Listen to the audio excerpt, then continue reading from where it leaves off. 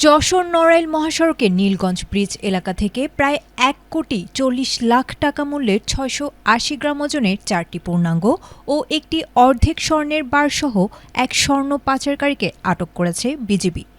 রোববার ভোর ৪:৩০টার দিকে গোপন সংবাদের ভিত্তিতে যশোর ব্যাটালিয়নের একটি বিশেষ টহল দল অভিযান চালিয়ে তাকে আটক করে।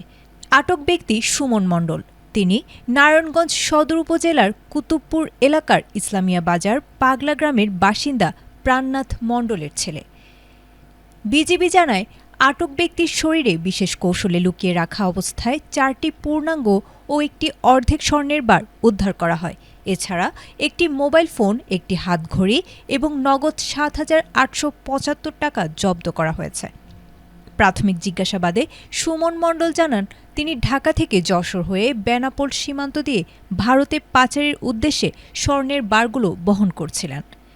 বিজিবির তথ্যমতে উদ্ধার করা স্বর্ণের মূল্য ১,৪০,৯৯,৮০০ টাকা। জব্দ করা মোবাইল, ঘড়ি ও নগদ অর্থসহ মোট জব্দকৃত মালামালের মূল্য ১,৪১,৩৩,১৭৫ টাকা।